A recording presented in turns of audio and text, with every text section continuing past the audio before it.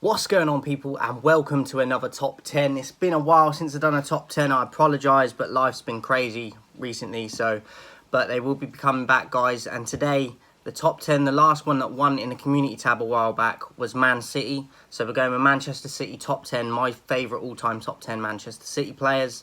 Hope you enjoyed the list. Let me know yours in the comments, and let's get into it. At number 10, Alexander Kolarov. A player that most people probably don't mention when they think of City, especially in recent years. But for me, I really enjoyed watching him. He offered dead ball situations in terms of free kicks, corners, penalties if you want. He was very good at free kicks, scored a few. Won 2 titles at Man City as well while he was there in the league. Won an FA Cup also. And yeah, I think he was a vital player for them when he was involved in the squad. And then ultimately went to Roma after City. But I think he was very good while he was at City. And as I said, scored quite a few free kicks for them and won 2 league titles. So Alexander Kolarov in at number 10. Number 9, and this guy could have easily been lower in the list as well in terms of getting closer to that top 5 because he was involved from when they won their first Premier League title in terms of the Premier League era. And that is Pablo Zabaleta. Took over at Mika Richards' spot and was there for a long time at that right back position. Could get forward if you wanted him to, but very good defensively, very clever in his positioning. Didn't get beat a ton of times, one-on-one very good as well. And he could score you the odd goal as well getting forward. So yeah, Zabaleta, a mainstay in that team for a long time when he was there. And won numerous things with the club as well in his time there. So has to get on this list for me. Vital player in that system. Zabaleta, number 9. Number 8, Riyad Mahrez. Now, a guy that came from out of nowhere in, I think it was the French 2nd division, I believe. And Leicester paid pittance for him when they got him. And him and Kante, for me, I know Vardy did his thing for Leicester when they won the league. But if it weren't for Mahrez and Kante and what they did at that time as well, they would not have won that title that year as underdogs. Such a vital player for them at the time. That's the trickery, even to this day. In terms of a one-on-one skillful player, in terms of beating your marker, he's one of the best I've ever seen. The technique he has, the acceleration, the quickness of feet in tight spaces as well. He can offer up set-piece situations too. The penalty taker as well. He's a very well-rounded player. Defensively, he's not great, so that would be his weakness, I would say, and getting back. But in terms of what he offers going forward, he's one of the best, and has done it on a consistent basis, and obviously got his big move to City from Leicester, which was much deserved at the time, and I think he's gone on to do tremendous things as well. Won 3 league titles with Man City, a league title with Leicester. In a team, I think that is the biggest accomplishment I've ever seen in football in my years growing up, is when Leicester won that league title. So deserves his credit, won tons of things. He's an FA Cup winner as well, 3-time English Cup winner. His accolades go on and on. Vital for his country as well. Obviously an African Cup of Nations winner too. So he's got galore when it comes to medals. Galore. So yeah, has to make this list. And I love watching him in terms of his just individual ability and trickery and skill. So Riyad Mahrez, number 8. Number 7, Raheem Sterling. Obviously just recently moving to Chelsea, which I'm still surprised City let him go, because he was such a fundamental and important player in Pep's system. And Pep really improved him, and he went on to do things I didn't think he was capable of in terms of the consistency, turning into more of a goal scorer than just using his pace and his end product. Vital player at the Euros for us. I thought he was our best player at the Euros. 4-time winner in the league with City. FA Cup winner also. 5-time English League Cup winner.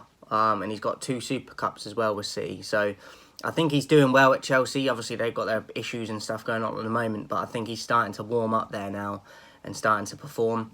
But for City, he was vital, and I'm surprised that they let him go, to be honest. So has to make this list for me. Raheem Sterling, number 7. Number 6, Fernandinho. A player that doesn't really get a lot of recognition for me in terms of what he offers to the team. Obviously recently left after so many years of service for them. Their captain offered that security blanket at that holding midfield position, but could also play in a defence if you needed him to, and did do at times. but a vital leader for that team, and was involved in so many title-winning teams for them, and even played his part last season in his last season for them. So doesn't get the respect I think he should in terms of what he achieved at that club and the longevity he had there. And scored important goals at vital times for them as well, even though he's more of a defensive player. He chipped in with his goals when he needed to, and was a great leader and very good defensively. Rarely got beat, and just a very clever player. Didn't try to overdo it and try and be a player he wasn't. He stuck to what he was strong at. And as I said, in terms of a leader, served that club for so long and got them to titles and won things. So has to make the list for me. Number 6, Fernandinho. Number 5, Vincent Kompany. The captain that won them their first Premier League era title in that game against QPR without a famous Aguero last dying seconds, if you will, winner to claim them their first Premier League title. And Kompany was the vital heartbeat of that team in terms of the defence and the spine of the team. The leader, like I was saying with Fernandinho, offered that leadership even at quite a young age. They brought him in originally at City as a midfielder, like a holding midfielder role, and they put him at centre-back. And look what he went on to do. Now, a vital part of the coaching system and management, actually at Burnley at the moment, managing Burnley in the Championship, which a lot of people were surprised when he took that position, and I was also. But it shows his character and that he's not afraid to take risks, even at management level, and he was like that as a player as well. So vital to that City team in terms of leading them to titles that they won over the years. And if it weren't for him there, I think they would have struggled to win as many titles as they did without his spine at the back of that back four. So Vincent Kompany, number 5.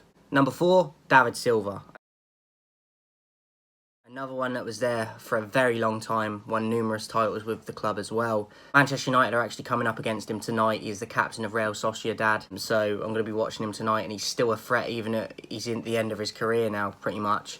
But he's still brilliant technically. Obviously lost a bit of his pace that he had. Brilliant technically. Plays that number 10 role superbly. One of the best to ever do it, in my opinion. And he can drop back deeper if you need him to and still do a job there. So for me, technically on the ball, he was a wizard for City. The amount of goals he scored for them over the years and the titles he won, you can't argue with. I remember him from his days at Valencia. So one of the best technical players I've ever seen in the Premier League, and he went on to captain the club as well also when Kompany departed. So did his bit. A fantastic player to watch, exciting player to watch technically on the ball. First touch, exquisite. Won his stuff with Spain as well over the years, so has to make the list. David Silva, number 4. Number 3, a guy that you could arguably have as your number 1. I wouldn't be mad at it, but he's still playing for City, and I'd like to still come back to this when he retires for them, because I think he's going to win even more with them, and it's Kevin De Bruyne. The guy does stuff on a football pitch that you see happen on FIFA. He does things that you think shouldn't be possible for a footballer to do in terms of his vision, his passing ability. I think he is the best passer of a ball since Beckham, and arguably he's up there, possibly better. And that is saying something. He does things, first time balls as well, and stuff that you think, how has he got that passer? How has he even seen that? And he consistently does it like over and over. Scores vital goals as well. He's a leader of that team. And for me, if he wasn't there, they really wouldn't have won anywhere near the amount of titles that they have because of his vision and what he offers with assists and free kicks, penalties, and his vision alone. So, and he's one of the leaders. So Kevin De Bruyne, I think for me, he's the best midfielder the league's ever seen. And that is some statement ahead of the likes of Scholes, Keane, Vieira. The list goes on. But for me, I think he's the best we've ever seen in terms of on the ball. So De Bruyne, number 3. Number 2, it was hard. Number 2 and number 1, and number 3, to be honest, it was hard to separate them and decide who I was going to put at number 1. And this guy could have easily been number 1 too. But at number 2, Yaya Toure. I didn't know a ton about him when he was at Barcelona, other than he was a bit more of a defensive holding midfield player. And he came into City, and he could play there, but he could also bomb forward, and my God, did he. The amount of goals he scored for the club, the surging runs he did.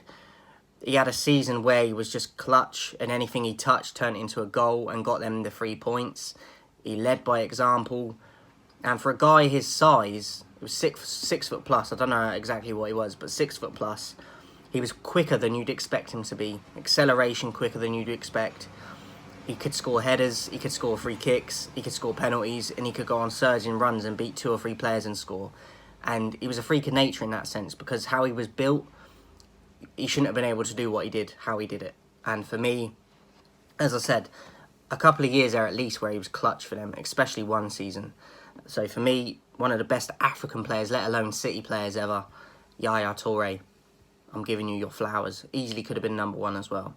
Yaya Toure, number 2. And at number 1, how can it not be Mr. Kun Aguero? Obviously, the way his career ended was sad, but at least he's still here with us and he has his health. That is the most important thing. It's just a shame it had to end how it did for him in his career with health conditions. Prolific for Atletico Madrid, won a league title with Atletico Madrid as well, I believe. Then he came to City. And people were a little bit like, they knew of his ability and his potential, but they weren't sure if he was going to do it. And my God, did he. I don't think he ever won or was ever involved in a Team of the Year for Premier League, which is crazy. Because the numbers he put up were unbelievable. The consistency is shown year in, year out for City with goals. He guarantee you 20 plus goals every year, unless the injuries kicked in a lot. And he did have his injury problems. But in terms of numbers, reliability, you can count on him. The low centre of gravity, the intelligence he had in positioning and runs, hovering around different positions and still scoring inside and outside of the box. He'd be a nightmare to play against. Just from watching him, you can sense it'd be a nightmare to know and just keep him on tabs, under your tab all the time. And obviously was the decisive factor in bringing them their first league title in the Premier League era with that famous goal against QPR. If it weren't for him, that ball might have not started rolling so quick. It has to be number 1 for me. A legend at the club. You saw what it meant to the club when he left. And Pep was in tears. He had a very good relationship with Pep. But I think Pep just appreciated and knew what they'd just lost at that time. Yeah, it's a shame how it ended for him. Didn't really have a lot of time at Barcelona to enjoy the last moments of his career properly. The last few years he should have had. But what a player he was. Didn't really break into the international scene like he should have, I don't think, for Argentina. But in terms of club level, you can't argue with what he did. And he's a legend. The numbers, the statistics, but also just, he was a delight to watch as well. One of the best finishes of a football I've ever seen. And quality on the ball as well, just getting to the goal before he even scored. So, Kun Aguero rightfully deserved a number 1 spot. That is my Manchester City all-time top 10 favourite players, guys. Let me know your list in the comments, guys. And before I go, what are you waiting for? What are you waiting for?